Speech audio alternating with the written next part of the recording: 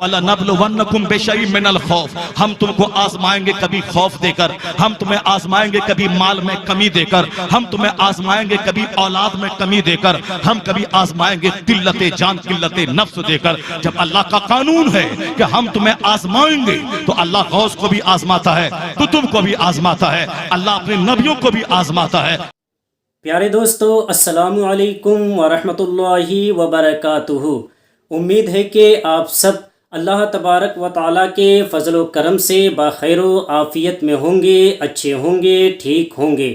اللہ تبارک و تعالیٰ ہم سب کو اپنے حفظ و امان میں رکھے اور ہم سارے مسلمانوں کو رب تبارک و تعالیٰ نماز پنجگانہ پابندی سے ادا کرنے کی توفیق عطا فرمائے۔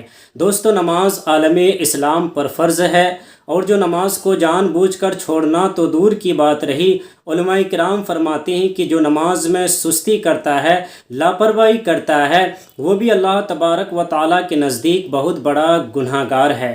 تو نماز کے اوپر بہت ہی شاندار بیان ہے۔ آپ تمامی دوستوں سے گزارش ہے کہ اس بیان کو مکمل سنیں، ویڈیو کو مکمل دیکھیں۔ انشاءاللہ تبارک و تعالیٰ اگر آپ نے ڈاکٹر مفتی شہریار رضا صاحب کے اس بیان کو مکمل سن لیا تو یقین جانیں دوستو، یہ تقریر آپ سب کی زندگی کو خوبصورت بنا دے گی۔ اگر آپ نماز نہیں پڑھتے ہیں تو اس بیان کو سننے کے بعد آپ کبھی بھی نماز کو نہیں چھوڑیں گے، بلکہ ہمیشہ نماز کے پابند بن جائیں گے۔ تو آپ تمامی دوستوں سے گزارش ہے کہ ویڈیو میں بنے رہے، ویڈیو کو مکمل دیکھیں، بیان کو مکمل سنیں۔ آئیے سنتے ہیں قرآن و حدیث کی روشنی میں مفتی ڈاکٹر شہریار رضا صاحب۔ بچے کی عمر 10 سال ہو جائے اور نماز نہ پڑھے، اسے مار کے نماز پڑھاؤ۔ 10 سال کی عمر میں نماز فرض نہیں ہوتی ہے، لیکن مصطفیٰ کا مقصد یہی ہے کہ بچہ کو جو مار کے نمازی بن جائے گا، ممکن ہے کہ 11 سال کی عمر میں جس دن احتلام ہو جائے اس دن نماز فرض ہو جائے، اس دن روزہ فرض ہو جائے، اس سے پہلے وہ نماز کا عادی بن جائے، تاکہ نماز فرض ہونے کے بعد کوئی نماز اس سے چھوٹنے نہیں پائے۔ چونکہ زندگی میں بھوکا رہنا یہ عیب کی بات نہیں، نماز نہیں پڑھنا یہ سب سے بڑی عیب کی بات ہے۔ چونکہ نماز کو شریعت میں سب سے بڑا فرض قرار دیا گیا، روزے سے بڑا فرض نماز، حج سے بڑا فرض نماز، زکوٰۃ سے بڑا فرض نماز، یعنی اعظم الفرائض، سارے فرائض میں سب سے بڑا فرض حضور نے جس قدر زور نماز پہ دیا ہے، بخاری اور مسلم، ترمذی، ابن ماجہ کو اٹھا کے دیکھ لیں، سرکار فرماتے ہیں کہ بے نمازی کا انجام فرعون کے ساتھ ہوگا، بے نمازی کا انجام قارون کے ساتھ ہوگا، بے نمازی کا انجام امیہ ابن خلف کے ساتھ ہوگا۔ یعنی بے نمازی کے لیے نہ نور ہوگا، نہ قیامت کے دن دلیل ہوگی، نہ ان کے لیے کوئی برہان، نہ کوئی نجات ہوگی۔ وَيُحْشَرُونَ اور ان کا حشر کیا جائے گا مع قارون و فرعون و حامان و امیہ ابن خلف، یعنی مسند احمد کی روایت ہے، اس کا انجام فرعون، قارون، حامان کے ساتھ کیا جائے گا۔ اور حضور فرماتے ہیں من ترک الصلاۃ متعمدا فقد کفر، جو جان بوجھ کر نماز چھوڑ دے ایسا ہے جیسے وہ کفر کے قریب پہنچ گیا۔ امام احمد کے نزدیک وہ شخص کافر ہے جو جان بوجھ کر نماز چھوڑتا ہے۔ امام اعظم کے نزدیک جب تک وہ نماز کو فرض سمجھ رہا ہے اس وقت تک کافر تو نہیں بولا جائے گا، البتہ بہت بڑا گناہ، یعنی زنا کرنے سے بھی بڑا گناہ نماز پنجگانہ چھوڑنا، سود کھانے سے بھی بڑا گناہ نماز پنجگانہ چھوڑنا۔ اس لیے اعلیٰ حضرت فاضل بریلوی نے شجرہ طیبہ میں لکھا ہے کہ بے نمازی وہ نہیں ہے جو نماز عادتاً نہ پڑھے، بلکہ بے نمازی وہ بھی ہے جو ایک وقت کی نماز جان بوجھ کر چھوڑ دے، وہ بھی بے نمازی ہے۔ اعلیٰ حضرت لکھتے ہیں شجرہ شریف میں، وہی شجرہ جو شجرہ حبیبی اور رضوی سارے فالورز کو شجرہ ملتا ہے، اس میں 7 ہدایتیں ہیں، ان 7 ہدایتوں کو روزانہ یا گاہے بگاہے وقفے کے ساتھ پڑھتے رہنا چاہیے۔ اس میں ہدایتوں کا خزانہ ہے وہ۔ اعلیٰ حضرت لکھتے ہیں اس میں، وہ کہتے ہیں کہ جو نماز چھوڑنے والا آدمی وہ ڈھانچے کا آدمی ہے۔ فرماتے ہیں رضا، جس نوکری میں نماز پڑھنے کی فرصت نہ ملے وہ نوکری کرنا ہی حرام قطعی ہے، یعنی وہ نوکری کرنا حرام ہے جس میں نماز پڑھنے کی فرصت نہ ملے، وہ بزنس کرنا حرام ہے جس بزنس میں نماز پڑھنے کی فرصت نہ ملے، وہ ملازمت، وہ مزدوری کرنا حرام ہے جس مزدوری میں نماز پڑھنے کی فرصت نہ ملے۔ لو لوگ کہتے ہیں نا حضرت میرا کاروبار ہی ایسا ہے، میں ہمیشہ 12 گھنٹے مجھ کو گندگی میں رہنا پڑتا ہے، میں اینٹ ڈھوتا ہوں، ناپاکی میں رہنا پڑتا ہے. کیا مطلب؟ اسی پاخانہ روم میں کھانا پڑتا ہے، اسی پاخانے کی موجودگی میں کھانا پڑتا ہے؟ نہیں، جب دوپہر کے کھانے کے وقت آتا ہے تو ہاتھ پاؤں دھونے کے بعد اچھی جگہ بیٹھ کے کھایا جاتا ہے. تو پیٹ بھرنے کے لیے ہاتھ پاؤں دھو کے اچھی جگہ کی تلاش ہوتی ہے. اگر دماغ میں کھانے سے زیادہ نماز کی اہمیت بیٹھ جاتی، جیسے کھانے کی اہمیت ہے، کھانا نہ کھاؤں تو مر جاؤں، کھانا نہ کھاؤں تو زمین پہ لیٹ جاؤں، کام نہیں کر پاؤں، اسی طرح جب دماغ یہ بات بیٹھ جائے نماز نہ پڑھوں تو مسلمان بن کے نہیں رہوں، نماز نہ پڑھوں تو مسلمان بن کے رہنا مشکل ہو جائے، جب یہ بات دماغ میں بیٹھ جائے گی وہ 12 گھنٹے پاخانے کے اندر کام کرے. جیسے کھانے کے لیے ہاتھ پاؤں دھو کے اچھی جگہ جاتا ہے، اسی طرح وہ کھانا کھانے سے پہلے وہ ہاتھ پاؤں دھو کر وضو کر کے وہ نماز پڑھنے کے لیے اچھی جگہ تلاش کرے گا. نماز پڑھنے میں 10 گھنٹہ نہیں لگتا. اللہ نے ظہر کی نماز فرض کی ہے، اس میں 10 سے لے کے 20 منٹ لگتے ہیں.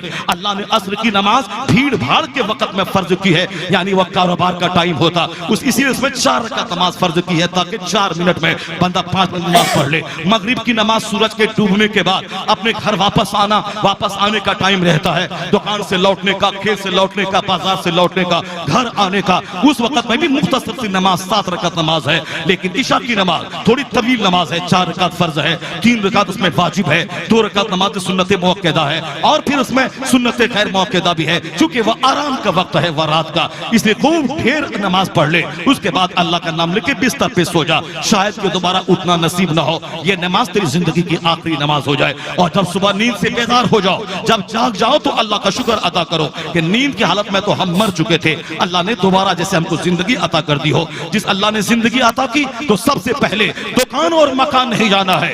جس اللہ نے زندگی دی ہے پہلے اس اللہ کو سجدہ کرنا ہے. اس لیے صبح سویرے مومن مسجد کی طرف جاتا ہے، اور دنیا دار جو سب سے پہلے بزنس اور کاروبار کی طرف جائے وہ پکا دنیا دار ہے. جو نمازیں چھوڑ کر دنیا کی طرف جائے، اللہ سورج میں گرہن لگا دے تو دنیا کیسے دیکھے گا، اللہ ہاتھ پاؤں میں فالج مار دے تو کام کیسے کرے گا، اللہ آنکھ اور بینائی چھین لے تو کیسے اپنے کھیت اور اپنے دکان اور بیوی بچوں کو دیکھے گا. تو جو اللہ سر سے لے کے پاؤں تک خربوں نعمتیں دی ہے، اس رب کو پہلے سجدہ چاہیے. جو اللہ رات میں نیند دے کے پھر دوبارہ زندہ کیا، اس اللہ کو پہلے سجدہ چاہیے. فجر کی نماز کم ہے، 4 رکعت نماز، 2 رکعت فرض، 2 رکعت سنت ہے، تاکہ وہاں دیر تک بیٹھ کے تسبیح پڑھے جائیں. صبح کے وقت وہ تسبیح کے لیے خاص ہے. وَسَبِّحُوهُ بُكْرَةً وَأَصِيلًا، یعنی صبح اور شام خوب تسبیح اللہ کی بیان کرو. وَاذْكُرُوا اللَّهَ كَثِيرًا، اللہ کو کثرت سے یاد کرو تاکہ تم کامیاب ہو جاؤ. ایک وقت صبح کا ہوتا ہے، ایک عصر سے مغرب کے ٹائم کا ہوتا ہے، یعنی کثرت سے سبحان اللہ پڑھنا،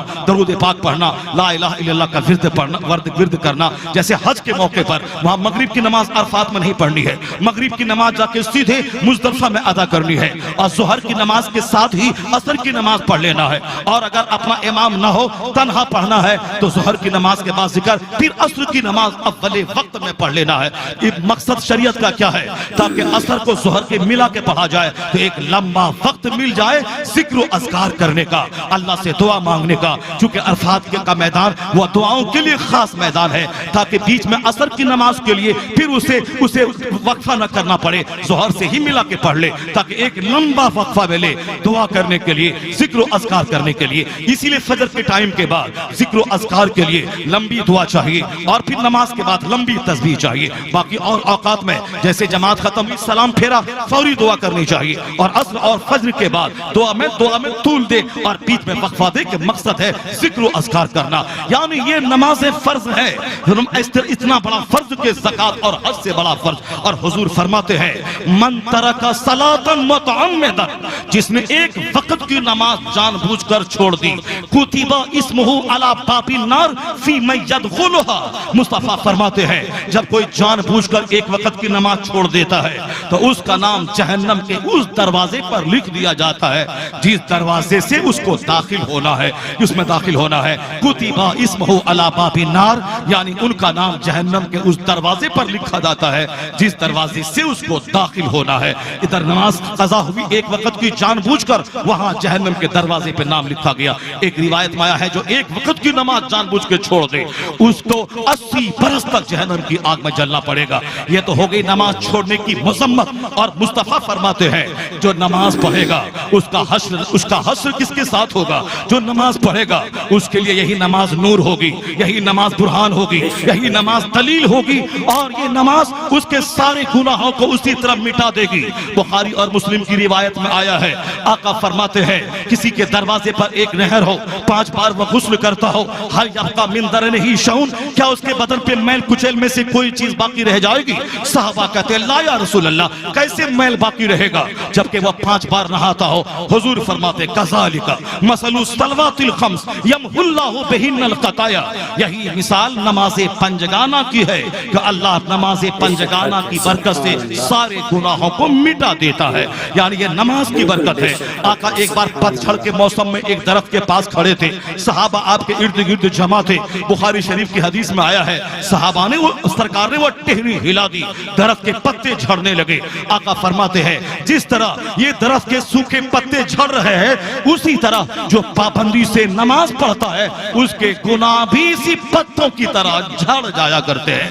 ایک طرف نماز پڑھنے کی فضیلت اور دوسری طرف نماز چھوڑنے کی مذمت ہے، اور اعلیٰ حضرت لکھتے ہیں بے نمازی آدمی ڈھانچے کا آدمی ہے۔ اعلیٰ حضرت لکھتے ہیں ایک وقت کی نماز بھی کوئی جان بوجھ کر چھوڑے وہ بھی بے نمازی کی شرینی میں آ جاتا ہے۔ وہ ملازمت کرنا حرام ہے جس میں نماز کی فرصت نہ ملے، وہ بزنس حرام ہے جس بزنس میں نماز پڑھنے کی فرصت نہ ملے۔ اللہ کو چھوڑ کے کوئی روزی کا ذریعہ برکت نہیں لائے گا، روزی دینے والا تو اللہ ہے، اور اللہ ہی کی عبادت چھوڑ کر روزی تلاش کرنا وہ روزی کا وہ ذریعہ رزق برکت نہیں لائے گا۔ یہ شجرہ شریف میں اعلیٰ حضرت لکھتے ہیں رمضان کے روزے آنے سے پہلے باقی ساری قضا روزے کو رکھ لینا ہے، آنے والی نماز سے پہلے تمام قضا نمازوں کو بھی ادا کرنا ہے، جتنی بقیہ نمازیں ہیں سب کو پڑھنا ہے۔ اگر 100 دن کی نماز قضا ہے تو لگاتار 100 دن تک ایک ایک نماز پڑھتے رہیں، قضا ادا ہو جائے گی۔ 5 سال کی نماز قضا ہے، آپ سچی توبہ کر کے روزانہ ظہر سے پہلے ظہر، عصر سے پہلے ایک عصر، زندگی کی جو پہلی نماز قضا ہوئی اس کو میں ادا کر رہا ہوں۔ اعلیٰ حضرت نے شجرہ میں یہ طریقہ بتایا ہے، جس کی نمازیں زیادہ قضا ہو جائے ان کو ادا کرے تو ہر نماز میں یہی نیت کرے میری زندگی کی پہلی نماز جو قضا ہوئی ہے وہ ادا کرنے کی نیت کرتا ہوں، ظہر کی 4 رکعت اللہ اکبر، یعنی وہ ظہر سے پہلے 4 پڑھ لے، فجر سے پہلے 2 پڑھ لے، عشاء سے پہلے 4 اور 3 رکعت وتر پڑھ لے۔ روزانہ 20 رکعت ہوتی ہے، 1 سال تک پڑھتا رہا تو 1 سال کی نماز قضا ادا ہو گئی، 10 سال پڑھتا رہا 10 سال کی نماز ادا ہو گئی، 20 سال اللہ نے موقع دیا تو 20 سال کی نماز قضا ادا ہو گئی۔ کوئی فرض قبول نہیں ہوتا، کوئی نفل قبول نہیں ہوتا جب تک کہ فرض نہ ادا کرے، کوئی فرض قبول نہیں ہوتا جب تک کہ وہ فرض، جب تک کہ کوئی نفل قبول نہیں ہوتا جب تک کہ فرض نہ ادا کرے۔ اس لیے کوئی نفل روزہ رکھے 3 رات نہیں قبول ہوگا جب تک کہ رمضان کا قضا روزہ وہ نہ رکھ لے، وہ 1004 اشراق اوابین پڑھے قبول نہیں ہوگا جب تک کہ وہ فرض نماز ادا نہ کر لے، وہ چاہے 1000 صدقہ تو خیرات کر کے 1 لاکھ آدمی کو روزانہ افطار کروائے، وہ قبول نہیں ہوگا جب تک کہ اپنا روزہ وہ نہیں رکھ لے اور زکوٰۃ کی رقم وہ ادا نہ کر دے۔ کوئی نفل صدقہ قبول نہیں ہوتا جب تک کہ وہ فرض نہ ادا کرے۔ یہی پیغام غوث اعظم نے بھی دیا تھا اور یہی فتویٰ نویسی اعلیٰ حضرت نے بھی کی۔ اعلیٰ حضرت اسی فتویٰ حق لکھنے کی وجہ سے اللہ نے اسے زمین سے اٹھا کے شہرت کے آسمان پہ پہنچایا ہے۔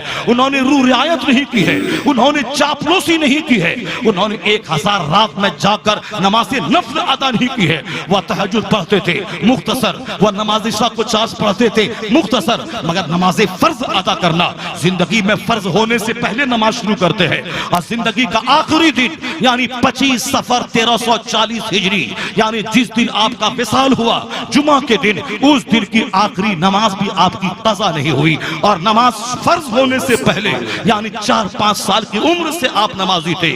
اللہ نے وہ برکتیں دے دی کہ مرتے وقت زندگی کا جو آخری دن تھا اس دن کی نماز بھی قضا نہیں ہوئی۔ یہی حال مفتی اعظم ہند کا تھا، 91 سال کی عمر آپ نے پائی تھی، نمازوں کی پابندی، سفر میں حضر میں، ٹرین چھوٹ گئی نماز پڑھ رہے ہیں، بس چھوٹ گئی نماز پڑھ رہے ہیں۔ یہی حال حضور مجاہد ملت کا تھا، ٹرین چھوٹ جائے نماز نہ چھوٹے، بس چھوٹ جائے نماز نہ چھوٹے، یعنی سفر ملتوی ہو جائے مگر نماز نہ چھوٹے۔ یہی وہ نماز فرض کی اہمیت ان کے سینے میں تھی جن کی وجہ سے فرض پڑھتے پڑھتے، نوافل پڑھتے پڑھتے وہ بلند مقام مل گیا کہ 1000 رکعت نماز نفل پڑھنے والا اور فرض چھوڑنے والا اس مقام کو نہیں پہنچ پائے گا جو مقام سفر میں حضر میں فرائض و واجبات کے ساتھ نفل پڑھنے والے کو اللہ نے عطا فرمایا۔ زبان سے جو بات نکل جاتی تھی اللہ اسے سچ ثابت فرما دیتا، ہاتھ جدھر اٹھ جاتا اللہ اس کے ہاتھ اٹھے ہوئے ہاتھ کی آبرو رکھ لیتا تھا۔ وہ جو دعا جس زبان میں کر دے جنت تو وہاں ملے گی، اس دنیا میں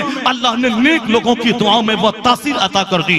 فرائض و واجبات نماز کی ادائیگی کا فیضان یہ عطا فرمایا گیا. وہ صرف دل میں ارادہ کرے, اللہ اس کے ارادے کو پورا فرما دیتا ہے, تاکہ دنیا جان لے کہ عبادت کا انعام کیا ملا. جس نماز کی بدولت بس چھوڑ دی اس کا انعام کیا ملا. جس نماز کی بدولت ٹرین چھوڑ دی اس کا انعام کیا ملا. جس نماز کی بدولت انہوں نے سفر کرنا چھوڑ دیا اس نماز پڑھنے کا انعام کیا ملا. انعام یہی ملا جو اعلیٰ حضرت ساری زندگی نماز پڑھتے رہے, سفر میں حضر میں بچپنے سے فرض ہونے سے پہلے سے پڑھتے رہے. اور فرماتے ہیں رضا کہ 14 سال کی عمر میں جس دن میں عالم فاضل بنا اسی دن میں نے ایک رضاعت کے مسئلے کا جواب دینے کی بنیاد پر میرے والد نے مجھ کو فتویٰ نویسی کی اجازت دے دی, یعنی اسی دن میں مفتی بنا.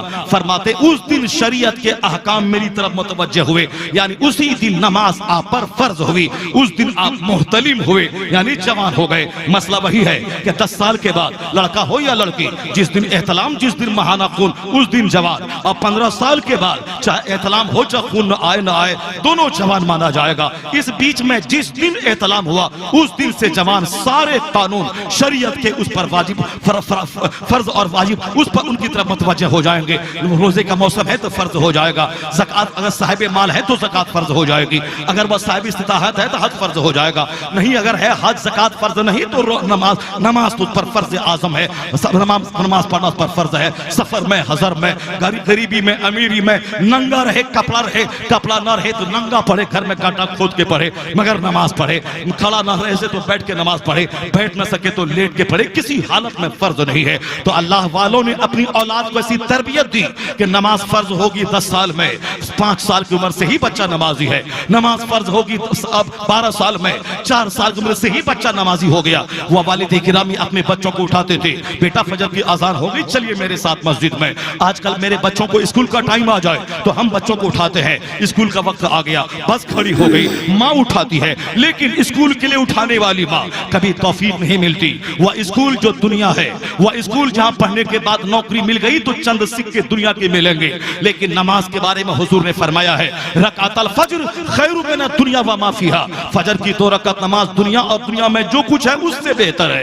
یعنی دنیا میں جتنے ممالک جتنی کرنسیز اور جتنے سونے چاندی کا پہاڑ وہ سب ایک طرف, فجر کی 2 رکعت نماز ایک طرف. یہ کوئی مولانا مولوی نہیں بولتا ہے, یہ مسلم شریف کی حدیث میں مصطفیٰ فرماتے ہیں رکعت الفجر خیر من الدنیا وما فیہا, فجر کی 2 رکعت نماز دنیا اور دنیا میں جو کچھ ہے اس سے بہتر ہے. اس لیے ہماری بزرگ مائیں اپنے بچوں کو فجر کی نماز کے لیے اٹھاتی تھی, اور ہماری مائیں اسکول کے لیے اٹھاتی ہے, نماز کے لیے کبھی توفیق نہیں ملتی اٹھائیں. وہ خود 4 بجے بھور میں سوتی ہے, وہ کیا بچوں کو اٹھائیں گی. وہ بچوں کو اسکول بھیجنے کے لیے وہ جگی رہتی ہے, تہجد اور تلاوت کے لیے نہیں, اور اسکول بھیجنے کے بعد تب وہ سوتی ہے. اب 5 گھنٹے کے لیے ماں کو فرصت مل گئی, اور اس دفتر بھی ان کا شوہر چلا گیا, اب بچہ بھی اسکول چلا گیا, اب وہ 5 گھنٹے چین کی نیند لیتی ہے. اب الجھنوں سے میں صاحب محفوظ ہو گئی, الجھنیں ہماری دور ہو گئی. یعنی بچہ جب تک اسکول نہ جائے وہ الجھن میں ہے. اگر اس ماں کے دماغ میں اسکول سے زیادہ نماز کی اہمیت بیٹھ جائے تب وہ ماں بچوں کو نماز کے لیے جگائے گی. قیامت کے دن یہ تو کہے گی الہی میں نے اسکول کے لیے بھی بچے کو جگایا تھا اور نماز کے لیے بھی میں نے بچوں کو جگایا تھا. یعنی اسکول کے لیے بھی جگائے, نماز کے لیے بھی جگائے. اسکول میں بھی پڑھنا ضروری ہے, اور اس سے زیادہ ضروری نماز پڑھنا ہے, تاکہ بچہ اسکول میں پڑھنے کے بعد ڈاکٹر بننے کے بعد کافر نہ ہو جائے, انجینئر بننے کے بعد کافر نہ ہو جائے. اسکول کے دفتر میں جانے کے بعد وہ دوسروں کی بولی نہ بولنے لگے, یعنی دوسروں کے دباؤ میں آ کر کے وہ اپنے مذہب حقیقی کا دامن چھٹک کے آزاد نہ ہو جائے. بلکہ ماں باپ پہ فرض ہے مکان دکان دے نہیں دے, اپنے بچے کی گھٹی میں اسلام پلا دے تاکہ بیٹا گردن پہ تلوار چلے, اور کوئی بولے کہ اسلام چھوڑ دے اس وقت بھی مصیبتوں کی آنکھوں میں آنکھیں ڈال کر اس مصیبت کو پاؤں کے نیچے روند کے وہ کہتا رہے ایک جان کیا ہے, 50 بار میں پیدا ہوں 50 بار تو قتل کر دے, کبھی بھی میں کلمہ حق کو نہیں چھوڑوں گا, مذہب اسلام کا دامن نہیں چھوڑوں گا. وہ کب ہوگا؟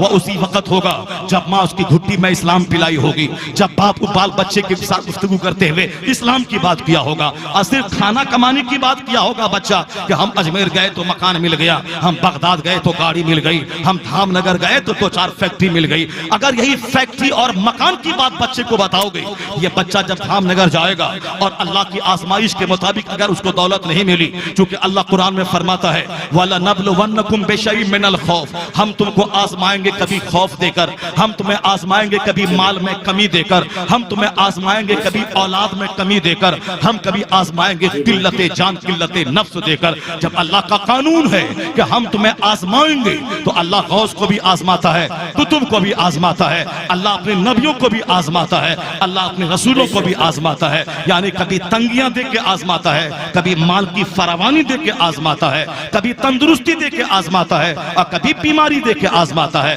کبھی پیسفل انوائرنمنٹ یعنی امن و امان والی فضا دے کے آزماتا ہے, اور کبھی خوف و ہراس کا ماحول طاری کر کے آزماتا ہے کہ دیکھیں میرا بیٹا, میرا بندہ امن میں کیا بولتا ہے اور خوف میں کیا بولتا ہے, میرا بندہ صحت تندرستی میں کیا بولتا ہے اور بیماری کے دن میں کیا بولتا ہے. اور جب حالت مرض میں بھی شریعت کے لگام کو نہیں چھوڑتا تو اللہ تعالیٰ اس بندے پہ پیار کے پھول نچھاور فرماتا ہے. یہ آرام میں بھی مجھ کو نہیں بھولا, یہ مصیبت میں بھی مجھ کو نہیں بھولتا ہے, یہ جوانی میں بھی نہیں بھولا, یہ بڑھاپے میں بھی نہیں بھول رہا ہے, یہ امن میں بھی نہیں بھولا, یہ خوف کے ماحول میں بھی نہیں بھولا. تو قدرت کا قانون ہے آزمانا. تو اگر آزمائش کے طور پر جب اللہ کے نیک بندوں ولیوں بزرگوں کو جن کے آستانے پہ میں جاتا ہوں ان کی آزمائش ہوئی, سرکار غریب نواز ہندوستان کے سلطان ہے, بادشاہ ہے, ان کی آزمائش ہوئی, ان کو لوگوں نے اٹھا دیا, بیٹھنے نہیں دیا, ان کو لوگوں نے گالیاں دی, لوگوں نے ان پر پتھروں کی بارش کر دی, انہوں نے مسکراتے ہوئے ساری مصیبتوں کو جھیلا.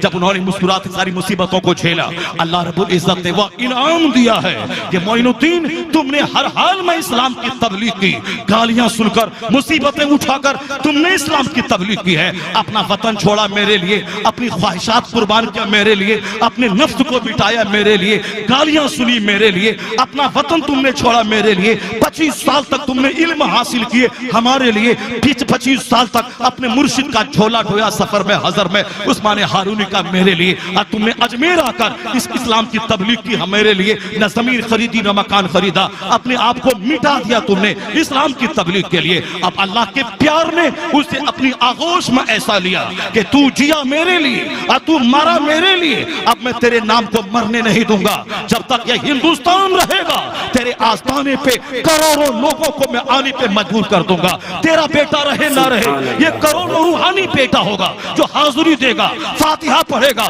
چادریں چڑھائے گا, پھول چڑھائے گا. نواب اور جاگیرداروں کی قبر پہ جانور چڑھتا ہے, غریب نواز کی قبر پہ پھول اور گلاب چڑھایا جاتا ہے تاکہ دنیا جان لے جو اپنے لیے جیتا ہے ان کا بچہ بھی اس کو بھول جاتا ہے, اور جو رب کے لیے جیتا ہے اپنا بچہ رہے نہ رہے کروڑوں دل میں اللہ ان کی محبت عطا فرما دیتا ہے. بے شک حق ہے, سبحان اللہ. A man who dedicates his life for the sake of Allah, Allah gives him name, Allah gives him fame. جب غریب نواز کو اللہ نے آزمایا تو ہم کس کھیت کے مولی ہیں, ہم تو سر سے لے کے پاؤں تک گناہوں کی کیچڑ میں ڈوبے ہیں. گناہ کبیرہ ہم کریں, برائی ہم کریں, جھوٹ ہم بولیں, نماز ہم چھوڑیں. اگر ہم نے بچوں کو یہ بتا دیا کہ ہم غریب نواز کے در پہ گئے تھے تو مکان مل گیا, وہ ابھی مکان مانگنے اجمیر جائے گا, مکان نہیں ملے گا تو اسلام بھول جائے گا, غریب نواز کو گالی دینے لگے گا. اگر ہم یہ بولے بچے کو دھام نگر گئے تھے 5 دکان کلکتہ شہر میں نے خرید لیا, میرا بچہ بھی دھام نگر جائے گا, وہ نماز پڑھنے نہیں جائے گا, جہاد سیکھنے نہیں جائے گا, مجاہد ملت کی درویشی سیکھنے نہیں جائے گا کہ ایک اسٹیٹ کے مالک ہے مگر درویشی کا یہ عالم ہے کہ سفر میں سوکھی روٹی کھا رہے ہیں, ٹرین کے جنرل ڈبے پہ سفر کر رہے ہیں, کبھی اجمیر میں, کبھی بمبئی میں, کبھی دہلی میں, کبھی پٹنہ میں, کبھی مدرسوں کی چٹائی پہ سو رہے ہیں. کبھی ایک دیہات میں بھی گیا تھا, اس دیہات میں جب پہلی بار میں خطاب کے لیے گیا مجاہد ملت زندگی کا آخری اعتکاف اسی گاؤں کی اسی مسجد میں کیا تھا. اللہ صمد, یعنی کوڑتا دیہات میں رمضان کے آخری 10 دنوں میں اعتکاف کرنا, بمبئی میں اعتکاف کرنا اور ہے کہ سارے سیٹ جان گئے ہوتے, ہاتھ پاؤں چومنے آ جاتے, لیکن ساری دنیا سے اپنے آپ کو کاٹ کر کے ایک گمنام جگہ میں متقی بنا دینا تاکہ کوئی ہاتھ پیر نہ چومے اور سارا وقت اللہ کی عبادت کے لیے لگا دے. وہ سیٹ تھے اور سیٹ گھرانے میں پیدا ہوئے تھے. جب ہم اپنے بچوں کے سامنے مجاہد ملت کا کیریکٹر, ان کی درویشی, ان کی سادگی, ان کی نمازوں کی پابندی, سفر میں حضر میں ٹرین چھوڑ دینا, نماز نہ چھوڑنا, مصیبت اٹھانا, نماز نہ چھوڑنا, حالت بیماری میں بخار سے کراہ رہے ہیں پھر بھی نماز نہیں چھوڑ رہے ہیں، اور حالت ضعیفی میں جب سفر کے لیے باہر جا رہے ہیں، جب تک حیات سے رہی والدہ محترمہ کے پاس جانا، ان کے پاؤں پہ سر رکھ دینا، ان سے دعاؤں لے کے جانا، چونکہ مجاہد ملت جانتے تھے کہ ماں باپ کے چہرے کو دیکھنا عبادت ہے، ماں کے پاؤں کے نیچے جنت کا دروازہ ہے، باپ جنت کا دروازہ ہے، ماں کے پاؤں کے نیچے جنت ہے، اس جنت کی چوکھٹ کو چوم کے میں گھر سے باہر نکلوں، ان کی دعائیں لے کے میں باہر سے نکلوں۔ حضور مجاہد ملت کی والدہ دعا کرتی تھی، اے اللہ میرے بیٹے کو عالمگیر بنا دے، میرے بیٹے کو عالمگیر بنا دے۔ یعنی جو حبیب الرحمن تھا، اس حبیب الرحمن کو ماں کی دعاؤں نے وہ عالمگیر بنایا کہ اڑیسہ ہندوستان کا ایک پردیش جو غربت کے لیے مشہور، مچھلی مارنے کے لیے مشہور، لیکن آج امریکہ کے واشنگٹن ڈی سی میں رہنے والا سنی وہ دھام نگر آنا چاہتا ہے، آسٹریلیا کا سنی وہ دھام نگر آنا چاہتا ہے، ہندوستان کے سارے اسٹیٹس کا مسلمان وہ دھام نگر آنا چاہتا ہے۔ آخر کس کی وجہ سے اڑیسہ کو عزت ملی اور ان کا نام ہندوستان سے لے کے امریکہ، نیوزی لینڈ، آسٹریلیا، جہاں جہاں بھی خوش عقیدہ سنی مسلمان بستا ہے، وہاں وہاں مجاہد ملت کا نام ادب اور احترام کے ساتھ لیا جاتا ہے۔ یہ ماں کی دعا تھی، مجاہد ملت کی درویشی، ان کی سادگی، ان کا علم، ان کا تقوی، ان کی عبادت، اللہ پر مضبوط اعتماد، مصطفیٰ کی سچی غلامی، غوث و خواجہ سے سچی محبت اور ماں کی دعا، یہ ساری چیزیں مل کر حبیب الرحمن کو عالمگیر بنا گئی۔ بے شک حق ہے، سبحان اللہ، بہت خوب، بہت عمدہ مفتی صاحب۔ تو دوستو یہ تھے جناب مفتی ڈاکٹر شہریار رضا صاحب، بہت ہی خوبصورت انداز میں قرآن و حدیث کی روشنی میں یہ بیان کر رہے تھے، تقریر کر رہے تھے۔ ہم سب کو چاہیے کہ ان باتوں پر عمل کرے۔ اللہ تبارک و تعالی ہم سب کو ان باتوں پر عمل کرنے کی توفیق عطا فرمائے، اور ہم سارے مسلمانوں کو اللہ تبارک و تعالی نماز پنجگانہ پابندی سے ادا کرنے کی توفیق عطا فرمائے، سنت مصطفیٰ پر زندگی گزارنے کی توفیق عطا فرمائے، سیرت مصطفیٰ پر عمل کرنے کی توفیق عطا فرمائے۔ اللہ تبارک و تعالی ہم سارے مسلمانوں کو اہدنا الصراط المستقیم پر چلنے کی توفیق عطا فرمائے، ماں باپ کی خدمت کرنے کی توفیق و رفیق عطا فرمائے۔ دوستو امید کرتا ہوں کہ آپ سب کو یہ ویڈیو بہت ہی زیادہ پسند آئی ہوگی، تو دوستو اس ویڈیو کو ثواب کی نیت سے لوگوں تک پہنچانے کی کوشش کرے، ویڈیو کو لائک بھی کر دیجئے، اور دوستو روزانہ علماء کرام کے بیانات کو سننے کے لیے، نعت مصطفیٰ صلی اللہ تعالی وسلم سننے کے لیے، دینی مسائل کو جاننے کے لیے دوستو آپ ہمارے یوٹیوب چینل احمدی آفیشل کو لازمی سبسکرائب کریں۔ دوستو ملتے ہیں ایک اور نئی ویڈیو کے ساتھ، جب تک اپنا اور اپنے گھر والوں کا خیال رکھے۔ خدا حافظ، السلام علیکم ورحمۃ اللہ وبرکاتہ۔